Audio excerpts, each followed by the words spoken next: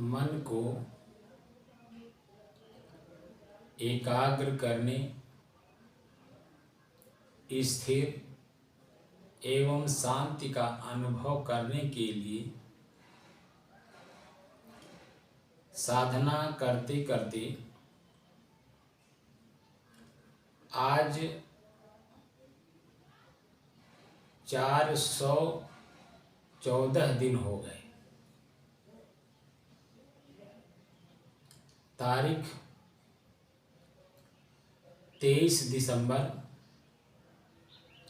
सन 2022, दिन शुक्रवार, समय प्रातःकाल, प्रथम सत्र।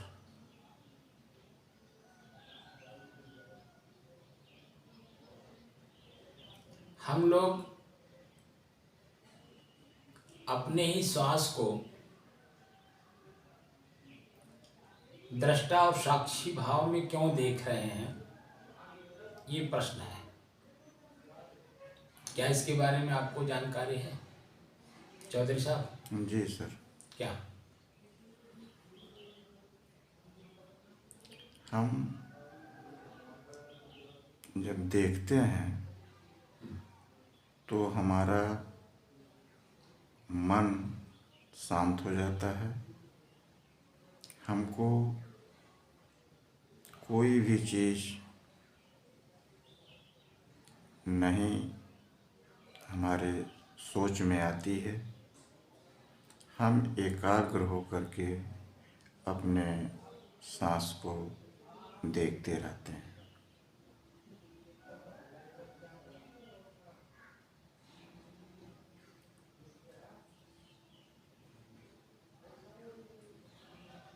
तीन शब्द हैं: संतोष, संतुष्टि और तृप्ति।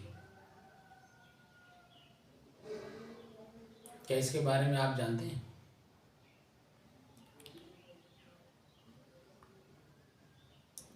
जानते तो इसे विशेष रूप से नहीं है, लेकिन शब्द के आधार पर उसका अर्थ जो मन में आ रहा है वह जो है कहाँ तक सही है ये तो हम नहीं जानते हैं, लेकिन शब्द का जो शब्दार्थ है वो अपने आप में तीनों शब्द का अलग अलग अर्थ लगता है।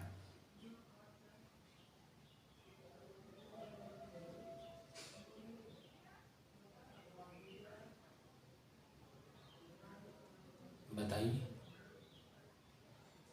तीनों का जो अर्थ अलग अलग लग रहा, बताइए उसके बारे में।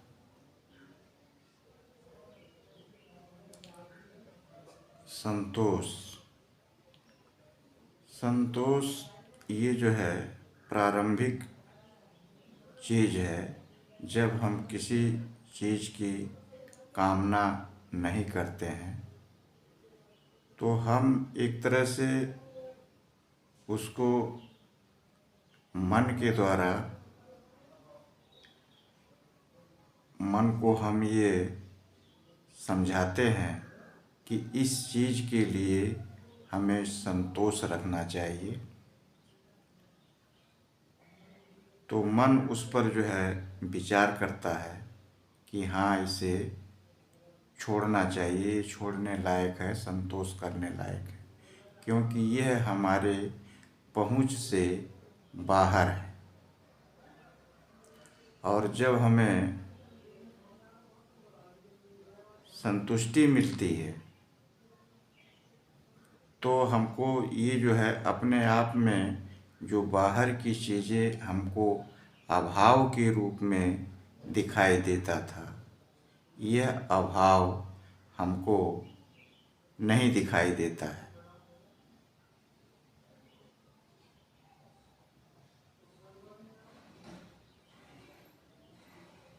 और तृप्ति?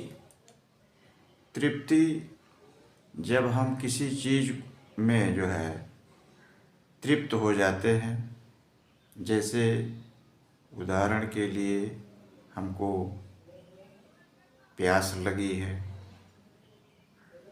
ये हमारे शरीर की आवश्यकता होती है।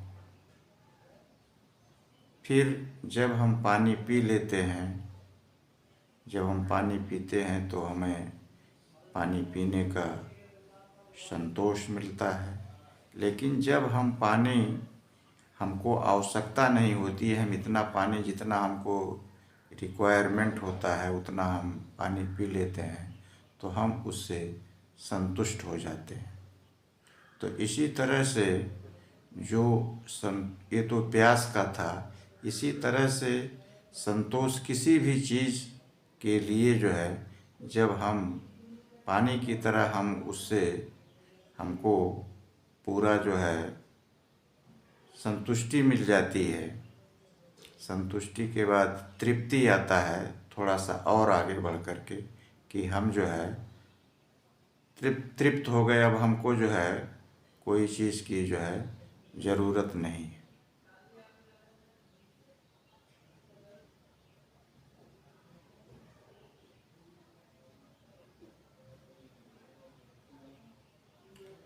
सदगुरु कबीर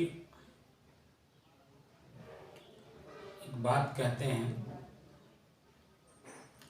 तू कहता कागज की लेखी, मैं कहता आँखन की देखी। तू कहता कागज की लेखी, मैं कहता आँखन की देखी। जो हमारे शास्त्र हैं, शास्त्रों में इसका वर्णन है। आत्मा, परमात्मा, जीव, ब्रह्म, आत्म तृप्ति, संतुष्टि,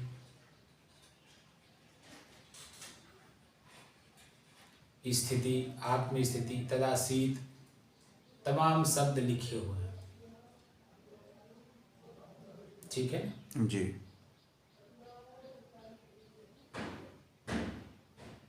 उसे हम पढ़ते हैं, जानते नहीं। जी। तो संतोष इतना होता है कि हम अपने धर्म के ग्रंथ को पढ़ते हैं, उसे हम याद करते हैं, उसे हम जानते हैं, बस सिर्फ जानने तक।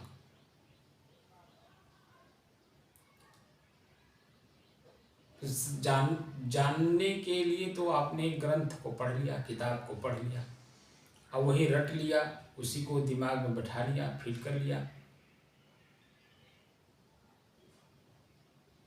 तो वह एक वाचालता पैदा करता है। उसी को बार बार बोलेंगे, जो रटे हुए, जैसे स्कूलों में रटाया जाता है, याद कराया जाता है, वही स्थिति वो खाली रटा रहता है।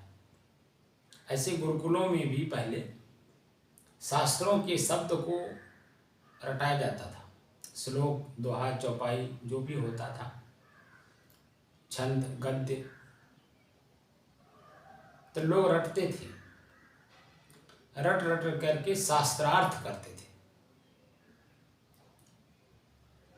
बड़े बड़े मजलिस में जा करके, बड़े बड़े महफिलों में, सत्संगों में, महफिल मतलब सत्संग, वहाँ शास्त्रार्थ हुआ करता था। आपको याद होगा बचपन में संत महात्मा जब गांव में आते थे तो शास्त्रार्थ होता था कि नहीं? आपको याद है कि नहीं?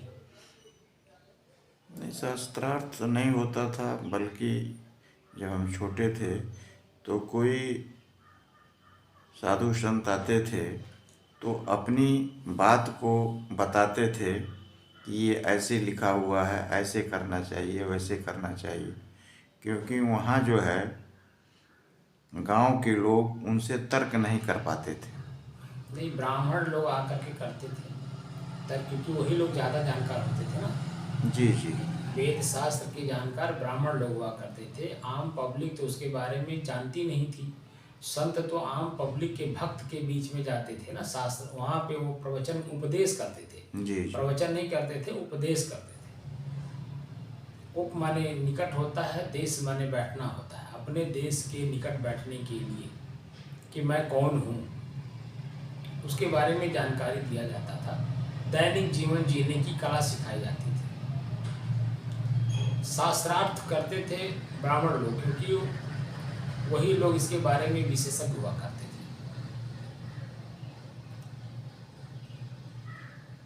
अरे आप मान लीजिए इसको नहीं जानते हैं, पहले जब शादी हुआ करता था तो शादी में मर्जाद रुकती थी कि नहीं? जी जी। तो मर्जाद में शाम के समय शिष्टाचार होता था कि नहीं? होता था। हम्म? तो होता दोनों तरफ से विद्वान लोग अपनी अपनी बात कहते थे कि नहीं? कहते थे। वही तो शास्त्रार्थ है। इस बात को तो आप जान गए। जी जी। तो शास्त्रार्थ से कभी कभी आपने कहीं कहीं सुना होगा कि आपस में द्वंद्व भी हो जाता था, जी। क्योंकि मतभेद होता था ना, एक मत नहीं हो पाते थे। तो जो संतोष है वो ये है कि हम अपने धर्म ग्रंथ को पढ़ते हैं, ठीक है। जी। किसी ने कहा भाई तुम किस धर्म के हो, तो फला धर्म का हूँ। तो क्या अपने धर्म के ग्रंथ को आपने पढ़ा, उसके बारे में जानकारी की, भगवान ईश्वर खुदा गॉड कौन है इसके बारे में क्या आपको पता है? वो क्या कहना चाहते हैं, उन्होंने कैसी ज़िंदगी जी, और कैसा ज़िंदगी जीने के लिए हम लोगों को प्रेरित कर गए? तो कहता है नहीं भैया हम नहीं जानते। तो उनको ग्रंथ उपलब्ध कराया जाता था, पढ़ते थे, सुनते थे, तो संतोष एक प्रकार से होता था। लेकिन जब कुछ जानकारियाँ उनको होती थी, जैसे उसमें लिखा है कि दूसरे का कोई वस्तु हरण नहीं करना चाहिए, चोरी नहीं करना चाहिए, तो चोरी करके उसने देख लिया कि चोरी का मतलब किसी की वस्तु को बिना उसकी जानकारी में उठा करके ले आना, तो चोरी कहा जाएगा ना। जी। और जब उसने करके देख लिया, करके जब देखा तो उसमें पाया कि मन भयभीत रहता है। क्या रहता है? भयभीत रहता है। मन भयभीत रहता है। और उसका जो परिणाम आएगा, क्योंकि जिसकी वस्तु है वो खोजेगा कि नहीं खोजेगा? जी। और जब खोजेगा तो देर सवेर उसको तो जानकारी होगी ना जी। कि कौन ले गया है। और जब कौन ले गया है जानकारी हो गई, तो वह व्यक्ति आपके साथ अच्छा व्यवहार करेगा या दुर्व्यवहार करेगा? दुर्व्यवहार करेगा। तो जब दुर्व्यवहार उस व्यक्ति के साथ हुआ तो उसने देखा कि चोरी नहीं करना चाहिए। ये बात ग्रंथ में लिखा है, और हमारे संत महात्मा पीर पैगंबर जो भी लोग हैं वो उन्होंने कहा है। तो इससे उसको संतुष्टि मिली। क्या मिली? कि अब दोबारा वो चोरी नहीं करेगा, क्योंकि उसके धर्म ग्रंथ में लिखा है। चाहे वो वेद हो, चाहे कुरान हो, चाहे बाइबिल हो, चाहे विश्व के कोई भी ग्रंथ हो, अपने अपने जगह पे अपने अपने लोगों के बीच में समझदार लोगों ने जो बातें कही है, भाषा का अंतर हो सकता है लेकिन कहने की शैली वही है, जिसका परिणाम है, कहने के तरीके के परिणाम एक ही है सबके, भाषा सिर्फ अलग होता है। जैसे हिंदी में कहते हैं कि भाई भोजपुरी में यहाँ आवा हो, हिंदी में कहेंगे कि आप यहाँ आइए, इंग्लिश में कहेंगे प्लीज कम हियर। बात तो एक ही है ना जी। भाषा का अंतर है। भाषा में भाव भी है, भाव के अनुसार ही सामने वाला व्यक्ति आपके साथ व्यवहार करता है। तो संतुष्टि यहां तक हुई कि उसमें लिखा है अब नहीं करना चाहिए, अब नहीं करेंगे। लेकिन तृप्ति तो तब होती है जब वह हमारे जीवन से बिल्कुल ही निकल जाता है, विषम से विषम परिस्थितियों में हम चोरी नहीं करेंगे, ये बात अपने स्वयं में दृढ़ है, मजबूत है। हमें भले आवश्यकता है, लेकिन हम उसे चोरी करके, यानी किसी के बिना जनाए किसी की वस्तु को कभी हम नहीं उठाएंगे। ये स्वयं में अपने आप में दृढ़ स्थिति हो जाती है, क्योंकि कागज में लिखा है, पहले तो जानता नहीं, जानकारी हुई, संतोष हुआ, वह प्रैक्टिकल में उतरा, तृप्ति हुई, और वह जीवन से एकदम बिल्कुल निकल गया। अंतिम क्षण तक, मृत्यु के पहले तक हम वो कार्य नहीं करेंगे इस जीवन में, वह बिल्कुल दृढ़ हो गया, मजबूत हो गया। अब विषम से विषम परिस्थिति वर्तमान में आई हुई है कि बिना उसके हमारा ये काम चलने वाला नहीं है, लेकिन मन में ये उत्पन्न हो रहा है कि नहीं, हम चोरी नहीं करेंगे, मांगेंगे जरूर, वो दें या ना दें वो उनका विषय है, लेकिन हम चोरी नहीं करेंगे। ये स्थिति आती है। कबीर साहब कहते, तू कहता कागज की लेखी और मैं कहता आंखन की देखी। तो जो श्वास हम लोग देख रहे हैं, श्वास में देखिए दो तरह की आंख होती है, एक बाह्य आंख, एक भीतर का आंख, ठीक है ना जी। तो बाह्य आंख शरीर का एक अंग है जिसको हम आंख कहते हैं, स्थूल शरीर का। शरीर 3 प्रकार का है ना, स्थूल, सूक्ष्म और कारण। तो जो स्थूल शरीर है, इस स्थूल शरीर में एक पार्ट है आंख, जिसको हम बाहर की वस्तु को देख करके यथास्थिति का ज्ञान करते हैं, ये स्थूल शरीर का हुआ। सूक्ष्म शरीर का भी आंख है, उसको कहते हैं विचार और विवेक। किसी भी काम को विचार पूर्वक करना। विचार पूर्वक का मतलब क्या होता है? अनुभव। जैसे आपने कोई कार्य किया, मैं कार्य नहीं किया, या मैं कोई कार्य कर रहा हूं, आपने नहीं किया, तो आंख से देखेंगे, स्थूल शरीर से। तो सूक्ष्म मन बन जाता है कि इस काम का परिणाम इनको ये मिला है, अगर मैं भी ये कार्य करूंगा तो इसका परिणाम मुझे ये मिलेगा।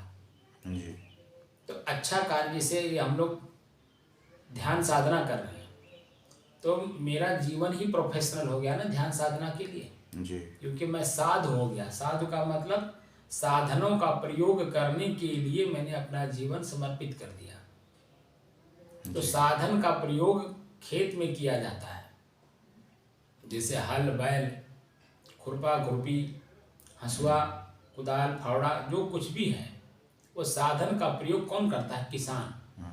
तो खेत से उसे कुछ अन्न पैदा करना है ना जी, अपने समय अनुसार, अपने इच्छा और समय अनुसार जो कुछ भी उसे पैदा करना है, फल लेना है, तो फल के एवज में उसको जो साधन का प्रयोग करना है, तो किसान ही तो करता है जी। उसी तरह से हम साधु क्यों बने हैं?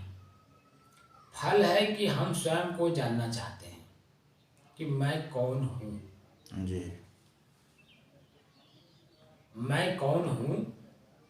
इसके बारे में जानकारी प्राप्त करने के लिए हमने साधनों का प्रयोग करना शुरू किया। जैसे किसी ने कहा क्रोध नहीं करना चाहिए, तो क्रोध क्यों नहीं करना चाहिए? क्रोध अग्नि का रूप है। अग्नि का मतलब स्वयं जलती है, दूसरे को भी जलाती है। तो क्रोध में व्यक्ति स्वयं जलता है और दूसरों को भी दुख देता है, जलाता है, पीड़ित करता है। तो हमने अक्रोध, हम क्रोध न करने का बीड़ा उठा लिए। हम क्रोध कितना भी कोई हमारा नुकसान कर दे, चाहे वो शब्द बोल के, चाहे वो क्रिया करके, हम क्रोध नहीं करेंगे। ये मेरा प्रोफेशनल जीवन है। तो उसका परिणाम क्या होगा? शांति। क्या मिलेगा? शांति। तो किस साधन का हमने प्रयोग किया? अग्नि को बुझाने के साधन क्या है? जल तत्व। जी। अग्नि को बुझाने का जो साधन है वो जल है, यानी पानी, वाटर, है ना? जी। हम जो शांति का प्रतीक अपने आप में कर रहे हैं, हम दूसरा कोई जल रहा है क्रोध में, हम उसकी क्रोध को देखकर, जानकर और समझकर प्रतिक्रिया नहीं दे रहे हैं। क्यों? क्योंकि मैं जानता हूँ वह स्वयं जल रहा है और हमें भी जलाना चाहता है। तो हम शीतल रहें, ठंडा रहें, यानी शांत रहें, उसकी बात को सुनकर सहन कर लेगा, तो उसकी अग्नि बुझ जाएगी और वो स्वयं अपने आप में भी देर सवेर संतुष्ट हो जाएगा, तृप्त हो जाएगा। लेकिन अगर मैं भी आग में घी का काम कर दूं, यानी उसके शब्द का, जिस शब्द में वो बोल रहा है या जिस शब्द का प्रयोग कर रहा है, क्रोध में, जिस क्रोध में है वो, उसकी प्रतिक्रिया हमने भी उसी शब्द में दे दिया क्रोध में आके, तो अग्नि भभकेगी कि नहीं? भभकेगी। एक तो जल गया, दूसरे भभकना होता है, धू धू करके जलेगा वो। तो वो जब अग्नि जागृत होती है तो क्रोधात् भवति सम्मूढ़, क्रोध जब उत्पन्न होता है तो वृत्ति को मूढ़ बना देती है। अब मूढ़ बना करके सामने वाला मेरे सामने क्या खड़ा कैसे है ये उसको दिखाई देता है, कैसे खड़ा है। तो वो सामने वाले व्यक्ति को सदैव के लिए सुला देता है, जला देता है। जी। सुलाने का मतलब जलाना ही हुआ ना, मार देता है, कष्ट दे देता है, शरीर से नाश कर देता है, शरीर से बिछो कर देना। तो उस समय में उसके हाथ में जो कुछ भी आएगा उसी से उसका प्रयोग कर देगा। डंडा है, पत्थर है, ईंटा है, लाठी है, भाला है, फरसा है, बंदूक है, जो कुछ भी उसके सामने पड़ेगा उस समय, तो उसका प्रयोग करके आपको अपने क्रोध की अग्नि में जला के राख कर देगा। तो क्रोध अग्नि का रूप है। अग्नि जहाँ भी दिखाई देता हो वहाँ हमें पानी की तरह रहना है। तो ये श्वास हम देख रहे हैं, श्वास संवेदनाओं के आधार पर देख रहे हैं ना जी। श्वास हमने जो दिखाया था कि श्वास को देखिए, तो श्वास मेरा सबसे पहले तो ये देखना कैसे चल रहा है। अगर तेज है तो इसका मतलब है मन में कोई बात है, चिंता है। तो जब चिंता होगी मन में तो श्वास आपका तेज चलेगा, लेकिन दिखाई नहीं देता क्योंकि वृत्ति वहां पहुंचती नहीं है। जी। और हम वृत्तियों को देखने की बात कर रहे हैं। आप जब चल करके आते हैं घर से यहाँ तक 200 मीटर है, आपका घर यहाँ से 200 मीटर है जी। जब चल के आते हैं तो चल करके आके जैसे बैठते हैं और श्वास को आप जब देखते होंगे, आपको अगर अनुभव नहीं हुआ होगा, आपकी सांस की गति तेज चलती है। जी। जी।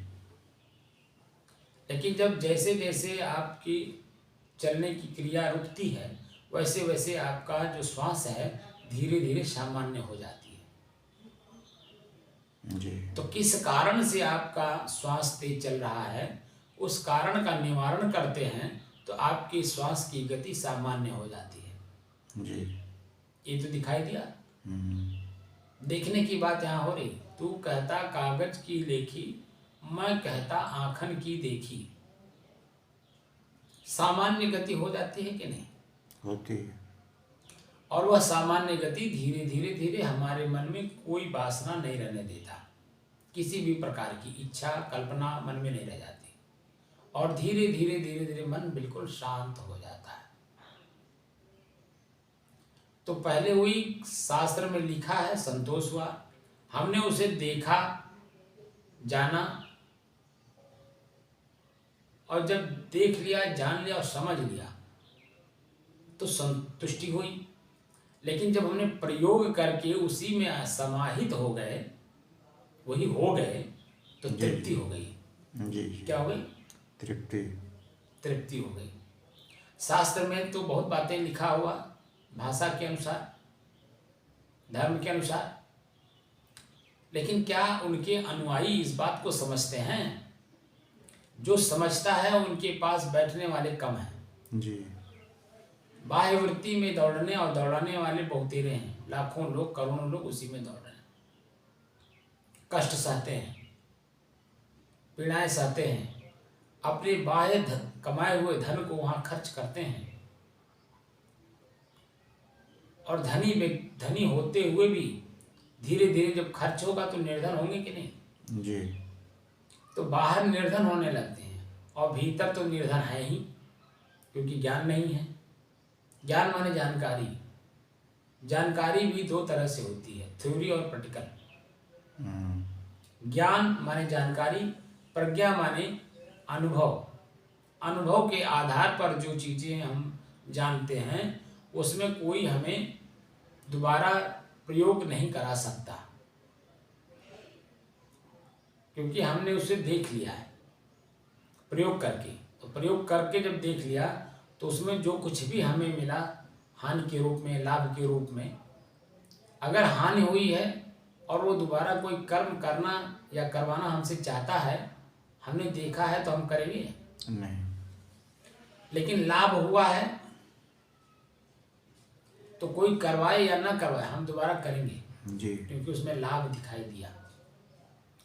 ये जो आत्म स्थिति है ये बाहर के हानि और लाभ से परे है, अलग है, क्योंकि मैं वही स्वयं हूँ। तदासीत का मतलब होता है मैं वही हूँ। सोहम शब्द जो संस्कृत में है, सह अहम, सह माने वह, अहम माने मैं, वह मैं हूँ, वही मैं हूँ। जब ये अनुभव हो जाता है, स्वयं अनुभूत के आधार पर जब उसे जानेंगे तब तृप्ति होती है, क्योंकि हमने आंख से देख लिया। विवेक रूपी आंख से हमने उसे देख लिया। विचार व्यवहार में प्रयोग होता है जो दैनिक जीवन का है, शरीर रहते हुए, लेकिन विवेक परमार्थ के लिए प्रयोग किया जाता है, परम अर्थ के लिए। व्यवहार परमार्थ नहीं है, लाभार्थ तो है लेकिन परमार्थ नहीं है। लाभार्थ का मतलब होता है तात्कालिक लाभ, सुख, आनंद की प्राप्ति के लिए कार्य करना। वो जब मिल जाता है तो फिर और की इच्छा होती है, और की इच्छा होती है। जैसे हमारे पास रुपया नहीं है, 1 रुपया भी नहीं है, तो हम कमाएंगे। 1 रुपया हुआ तो 10 रुपये के लिए कमाएंगे, 10 रुपया हो गया तो 100 रुपये के लिए कमाएंगे। ऐसे इच्छाएं उसमें बढ़ती हैं, लाभार्थ। लेकिन परमार्थ में परम अर्थ होता है, ये आध्यात्मिक जीवन है, माने परम अर्थ। परम माने श्रेष्ठ, अर्थ माने प्रयोजन। श्रेष्ठ प्रयोजन ये है कि हम स्वयं अपने आप को जान लें, मैं कौन हूँ। और जिस दिन मैं अपने आप को जान लेता हूँ और उसमें ठहर करके उसे देख लेता हूँ, समझ लेता हूँ और वही हो जाता हूँ, तो वहाँ इच्छा नहीं रह जाती। बाहर का कोई भी चीज इच्छा नहीं रह जाती, बल्कि जो इच्छाएं हैं मन के अंदर में, उन इच्छाओं को सहन करने की क्षमता बढ़ जाती है। जी। हमें नहीं चाहिए, सामने रहेगा उसका प्रयोग करेंगे, लेकिन इच्छा नहीं करेंगे कि ये होता तो ऐसा हम करते, ये कल्पना नहीं करेंगे। जी। परमार्थ में कल्पना नहीं है और लाभार्थ में कल्पना है। जी। और कल्पना दुख का कारण होता है, इसे ही वासना कहते हैं। और वासना मुक्ति के लिए हम लोग ये साधन कर रहे हैं। ध्यान साधना का मतलब हुआ हम अपने वासना जो हमारे अंदर में है, इच्छा और कल्पना, अनेकों इच्छाएं, अनेकों कल्पनाएं हैं, इन अनेकों इच्छाओं और कल्पनाओं को एक के प्राप्त हो जाने के बाद मैं कौन हूँ के प्राप्त हो जाने के बाद सब अपने आप समाप्त हो जाता है। जी लेकिन मैं कौन हूँ अगर इसे आपने प्राप्त नहीं किया और प्राप्त करने का कार्य नहीं किया तो बाहर की कुछ भी चीज़ें आप प्राप्त कर लें वह आपके जन्म मरण और दुख पीड़ा पश्चाताप आत्मग्लानि से बचा नहीं सकता। लेकिन जैसे ही आप अपने आप को जान लिए मैं ऐसा हूँ, मैं यही हूँ, मैं स्वयं वही हूँ और मैं में समा गया, तब वहाँ कोई बाहरी इच्छा कल्पना रहेगी नहीं। क्योंकि मन ही नहीं रहेगा। जब मन ही नहीं रहेगा तो कल्पना करेगा कौन? क्योंकि कल्पना करने वाला मन ही है। क्योंकि कान से सुन लिया है, आँख से देख लिया है, हाथ पैर से कार्य कर लिया है, इंद्रियों से भोग लिया है, तो कल्पना करेगा क्योंकि ये मन बन गया है। अब इस मन को ही हमें समाप्त कर देना है और मैं को मैं में समाहित कर देना है। जब आप लोग शांति स्थिति में बिल्कुल एकदम लीन हो जाते हैं तभी तो 3-3 घंटे बैठ लेते हैं जी। क्योंकि मन है ही नहीं, किसी भी प्रकार का मन नहीं है। उठना भी है, चलना भी है, घर भी जाना है, नहाना भी है, धोना भी, जो दैनिक जीवन का कार्य वो भी आपको याद नहीं है जी। क्योंकि शरीर का ही ज्ञान नहीं है। जब आप जागृत माने चेतना में आते हैं, शरीर में आते हैं, अपनी स्थिति से हल्का सा नीचे उतरते हैं तो शरीर का ज्ञान होने लगता है। और जब शरीर से ज्ञान होने लगता है, शरीर से और शरीर का भूख भी लगेगा, प्यास भी लगेगा, खराई होगी, स्नान करना है, शरीर में दुर्गंध आ रहा है, टट्टी पेशाब भी जाना है, ये सब क्या हो रहा है? स्मृति में आ रही कि नहीं? जी। लेकिन जब आप एकदम बिल्कुल शांत चित्त बैठे थे और उसी में एकदम लीन थे तो शरीर में कोई क्रियाएं हो रही हैं, आपको ज्ञान है? नहीं। तो वो जो स्थिति है उसी स्थिति को देखने के लिए हम लोग बैठे हैं। और कागज में लिखा हुआ है, ऐसा नहीं नहीं लिखा हुआ है। हमारे ऋषि रिसर्च किए हैं, रिसर्चा नाम ऋषि, जिसको आज हम वैज्ञानिक कहते हैं, उसे हमारी संस्कृत की भाषा में उसे ऋषि कहा जाता था। खोज करने वाले को ऋषि कहा जाता है। और जो खोज करता है, आप देखिए वो स्टेप बाय स्टेप खोज करता है। अंग्रेजी में स्टेप बाय स्टेप कहते हैं और हिंदी में सीढ़ी बाय सीढ़ी कहते हैं। छत पर हम जब चढ़ते हैं तो प्रत्येक सीढ़ी पर पैर मजबूती के साथ रख करके तब तो अगला पैर कदम बढ़ाते हैं जी। पहला पैर अगर हमने बढ़ाया और दूसरा बढ़ाना है तो जो पहला हमने बढ़ाया जिस पर रखा अगर कमजोर हो तो दूसरा बढ़ेगा आगे? नहीं बढ़ेगा। क्यों नहीं बढ़ेगा? क्योंकि उसमें शंका है, भय है, गिर पड़ूंगा तो क्या होगा, क्योंकि सीढ़ी मजबूत नहीं है। इसलिए जब रिसर्च किया जाता है किसी भी चीज का तो धीरे धीरे किया जाता है, देखकर, जानकर, समझकर। और जितना जितना आगे की जरूरत होती है उतना उतना हम आगे प्रयोग करते जाते हैं। और जब पूरा प्रयोग हो जाता है, हम छत पर चढ़ जाते हैं जी। तो सीढ़ी का प्रयोग खत्म हो जाता है। होता है कि नहीं? जी।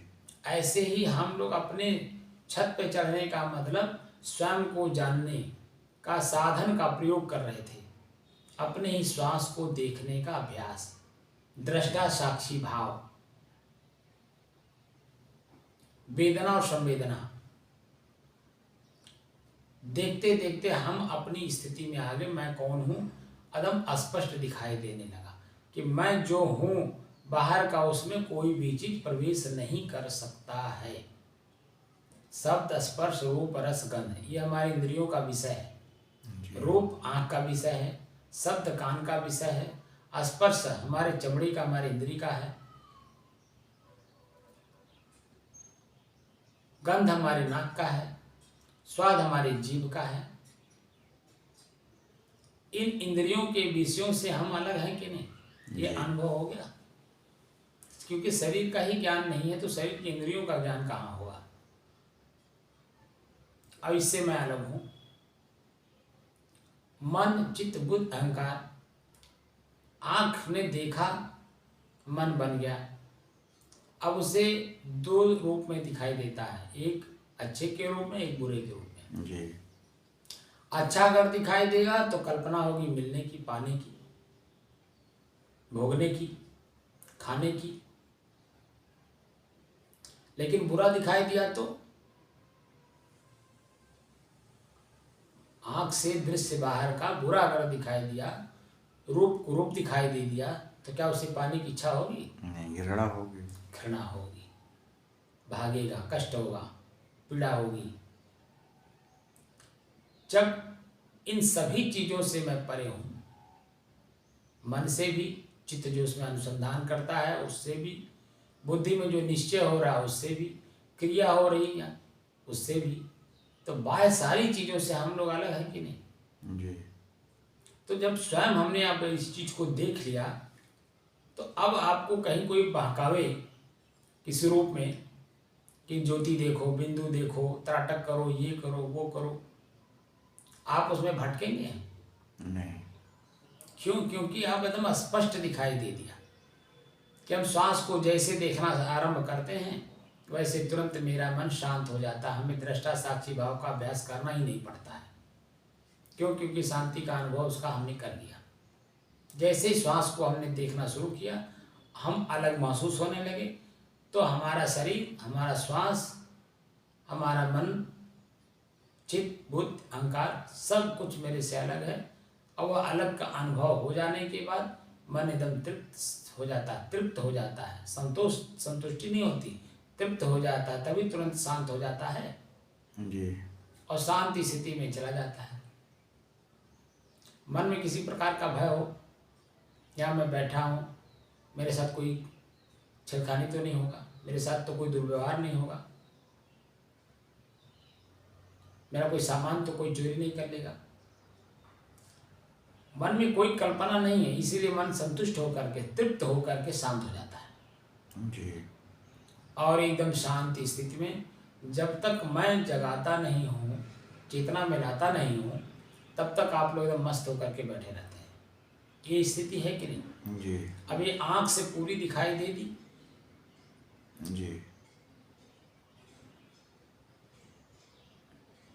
मैं वही हूँ, हो गया मैं वही, शांत हो गया। शांत स्थिति में मन की क्रिया नहीं रहती है, किसी भी प्रकार की क्रिया नहीं रहती है, एकदम तृप्त। और इसी तृप्ति को हमें व्यवहार में भी धीरे धीरे लागू करना है। इसलिए कह रहा हूं इस चीज को जी। कि ये शरीर छूटेगा, क्योंकि मेरे से अलग है, देर सवेर छूटेगा। चाहे आप स्वयं इससे आप अलग हो जाइए, या ये जबरदस्ती आपको अलग कर देगा, क्योंकि इसमें माटी, पानी, आग, हवा, आकाश, 5 तत्व तो आपसे अलग हैं। इसमें से कोई नहीं चाहता कि आप इसमें रहें, तो कहीं ना कहीं किसी न किसी रूप से आपको कष्ट देकर के ये लोग आपको अलग करेंगे। तो शरीर छूटते समय अपने ही शरीर से माटी, पानी, आग, हवा, आकाश हमें कष्ट ना दे, हमें पीड़ा ना दे, बल्कि मैं इनसे अलग हूँ, ये अनुभव हो जाए। जो कष्ट हो रहा है ये उनका अपना है, मेरा नहीं है। तो ये स्वयं अपने आप में जलेंगे, मैं क्यों उनमें जलूं? इसलिए अपने आप का अभ्यास व्यवहार में भी करते रहिएगा, थोड़ा थोड़ा करिए। दृष्टा भाव, साक्षी भाव का अभ्यास करते रहिए। धीरे धीरे आप देखेंगे कि आपका शरीर, आपके शरीर की इंद्रियां, मन, चित्त, बुद्धि ये सब आपसे अलग हैं। जब ये शरीर आपसे अलग है तो आपके परिवार के सदस्य भी तो आपसे अलग हैं। जी। तो शरीर छूटते समय आपका मकान भी आपसे अलग है, आपके नौकरी चाकरी, आप जो कार्य कर रहे हैं लाभ कमाने के लिए, वो भी आपसे अलग है। जी। और वह लाभ अभी क्षणिक है, क्षणिक मतलब शरीर ही तक है। जी। शरीर के बाद आप कहाँ रहेंगे, वहाँ तो ये सब नहीं जाएगा। नहीं। तो जहाँ हमारा देश है, हम जिस देश के वासी हैं, वो शांति स्थिति है, वहाँ कुछ है ही नहीं। और ऐसी स्थिति में जाने के लिए अभी से अभ्यास नहीं करेंगे तो ये पुनः आपको अपने जाल में फंसाए रखेंगे, माटी पानी आग हवा आकाश। और इसी में पुनः आपको जा करके कहीं न कहीं जन्म लेना होगा, और जो इनके द्वारा दिए गए अनेकों दुख पीड़ा सुख आनंद जो कुछ भी है ये आपको मिलते रहेंगे और सुख दुख भोगते रहेंगे, लेकिन अपने आप में स्वयं में अपने देश में आप नहीं जा पाएंगे। परदेश में जो स्थिति होती है वो अपने स्वदेश में नहीं होता है। हमेशा भय बना रहता है कि नहीं, वहाँ के नियमों को देखकर, जी जी, क्योंकि हम परदेश में हैं। तो शरीर हमारा परदेश है, पर माने दूसरे का देश, और मैं स्वयं अपने देश में जब चला जाऊंगा तो वहाँ कोई कष्ट पीड़ा है सुख दुख अनुभव होगा नहीं, क्योंकि मैं जैसा हूँ वैसा हूँ ये महसूस हो गया। बस अपने उस स्थिति को बनाए रखना ये हमारा कर्तव्य बनता है। तो बात समझ में आई? जी, तू कहता कागज की लेखी, मैं कहता आँखन की देखी। आँखन का मतलब यहाँ अनुभव से जी, अनुभव के आधार पर, शब्द जाल नहीं है यहाँ पर। तो यहाँ पर अपने आप में तृप्त रहेंगे, कोई झंझट नहीं है। इसी स्थिति को बनाए रखना है आप सभी का कर्तव्य है। हम तो उसी के प्रोफेशनल हैं, हमारा तो काम ही है। हमको तो अपने आप में ही हमेशा रहना है। हमारा बाहर का कोई कितना बड़ा नुकसान कर दे, मेरा नुकसान नहीं करता, बल्कि अपना नुकसान करता है, क्योंकि स्वयं अग्नि में जल रहा है और हमको भी अपनी अग्नि में जलाने की कोशिश कर रहा है।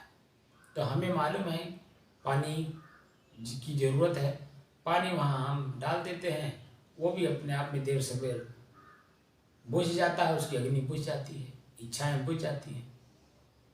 लेकिन वो इच्छाएं प्रबल हैं, वो कहीं न कहीं किसी न किसी रूप में जा करके अपने तो जल ही रहा, दूसरे को भी जलाएगा, क्योंकि दूसरा व्यक्ति इतनी गहराई में जानता नहीं है, क्योंकि प्रोफेशनल है नहीं। इसलिए कोई भी आदमी कहीं भी इच्छा में अगर जल रहा हो तो वहाँ सहन करने की क्षमता रखिए, ताकि वह तृप्त हो जाए। अगर वो आपके पास बैठ करके भी अगर वो अपने अग्नि में जल रहा होगा, इसका मतलब आपकी अग्नि अभी बुझी नहीं। हमारी अग्नि भी बुझनी चाहिए। अग्नि मतलब इच्छा जी, हर प्रकार की इच्छा हमारी बुझनी चाहिए। बात समझ में आ गई? जी, साई। सही।